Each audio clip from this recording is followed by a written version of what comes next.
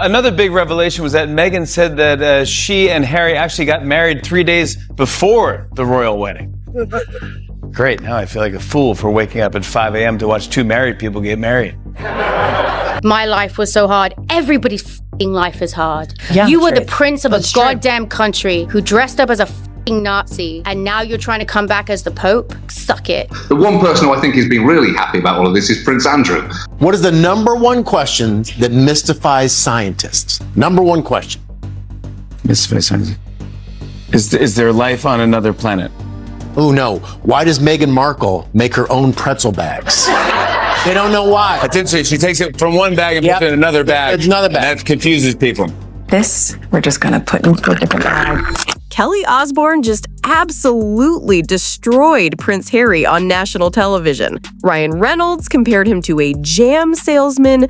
Bill Maher said they're ridiculous. Jimmy Fallon mocked Meghan's pretzel repackaging on The Tonight Show, and Sharon Osbourne predicted their relationship will end very, very badly. When did Hollywood turn on them? And why is everyone piling on? Stick around, because this roast session is absolutely savage. Said, let us have an end to this debate about what makes a good man at V1. There you go. You can use that. Good knowledge. You can use that. That's the part. That's the part we're editing out of this interview. Boy, right there. All right. Very similar to this experience. Unlike what? That's right. You carry on. You were doing great. You were doing great. No, you're doing great. Quick recap. Harry and Meghan left the royal family in 2020 for privacy and freedom. They got Netflix deals, Spotify contracts, magazine covers. But then, Joe Coy dropped this bomb at the Golden Globes. Harry and Meghan will get paid millions for doing absolutely nothing. And that's just by Netflix. The room erupted. Spotify canceled their podcast, Netflix content flopped, and now Meghan's selling $28 jam jars. Even Family Guy couldn't resist. Your millions from Netflix for no one knows what. But those were just appetizers. The real roasts, they're coming now. Turns out Prince Harry and Meghan Markle will still get paid millions of dollars for doing absolutely nothing. I've already settled it for myself, so flattery and criticism go down the same drain, and I'm quite free. Kelly Osbourne sat down for an interview and absolutely unleashed. I think Harry is an idiot. He's whining, complaining, woe is me. No hesitation, no filter, just pure British rage. You've been handed the world, Netflix, podcasts, everything, and you didn't deliver because you had nothing to deliver. Coming from a family that invented reality TV dysfunction, that hits different. I think he's a f***ing twat. He's a whining, whinging, complaining, woe is me, I'm the only one that's ever had mental problems. I'm here to tell my truth and make a ton of money out of podcasting, as I don't have any discernible talent. You've been handed the world and every major contract, you had podcasts, you have all of this, and you didn't deliver because There's nothing to deliver. Yeah, because you don't have it. And that's okay. And I think they do have a right to privacy, but that doesn't seem to me what they're looking for.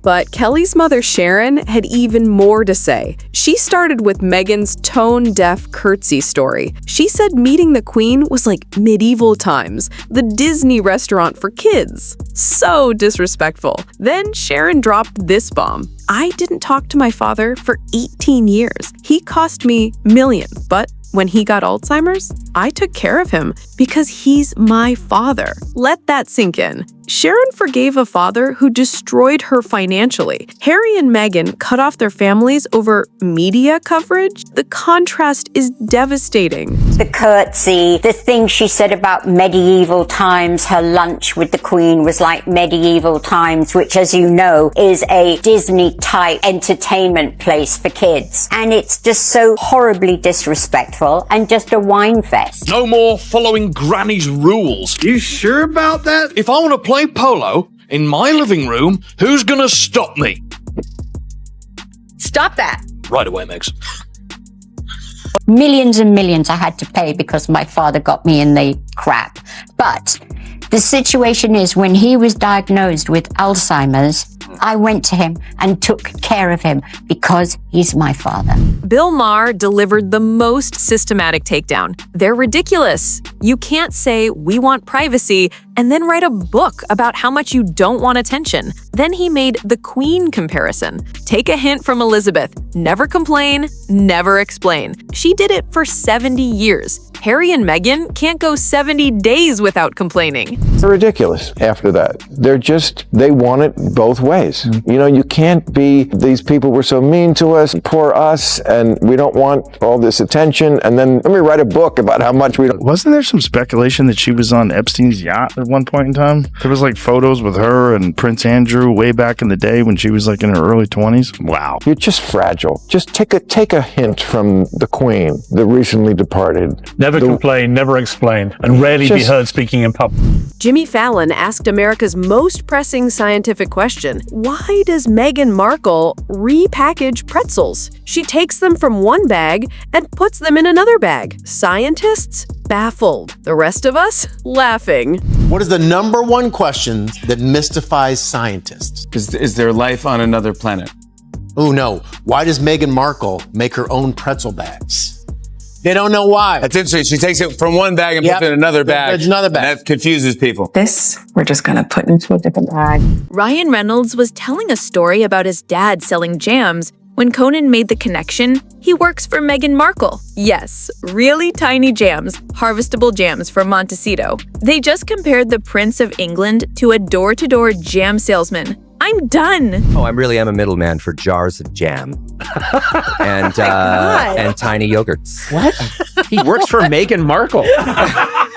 Yes. Really tiny jams, harvestable jams. Yes, exactly. Made from the oils of Montecito. If Jimbo Reynolds wasn't dead, I would say he is Meghan Markle. Adjacent. Comedian Tim Dillon had the most savage assessment. She thinks we're all monsters and pigs in the mud, and she's helping us with jam and honey. That's not a business model. That's a superiority complex with a price tag. She just thinks we're all monsters and we're all just kind of pigs in the mud, and that she's helping us with jam and honey. And the internet lost it. One TikTok showing someone dramatically repackaging pretzels hit 4.2 million views with the caption, "Me preparing for my Netflix special." Twitter exploded. One viral tweet with 89,000 likes. Harry went from prince to jam assistant.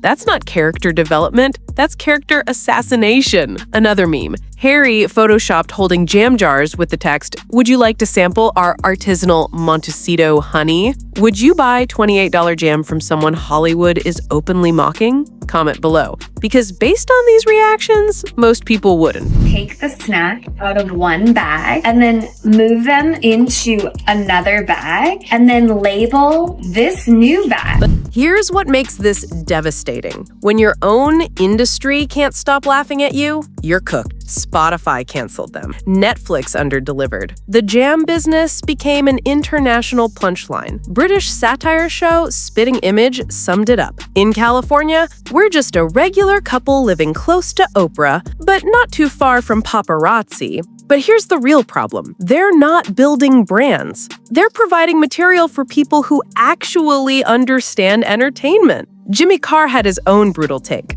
Meghan Markle is a lifelong feminist, demonstrated by marrying a prince and giving up her job. When even your feminist credentials become a punchline, your entire narrative is collapsing. Sir, your millions from Netflix for no one knows what. Put it with the rest of them. Babe, time to do our daily $250,000 sponsored Instagram post for Del Taco. I shouldn't have left the made-up nonsense. Remember Sharon's warning? It's going to end very, very badly. It's like history repeating itself. Coming from someone who's watched celebrity marriages implode for decades, that's chilling. John Oliver was even more direct. I don't think they'll change because I don't think they have the capacity to.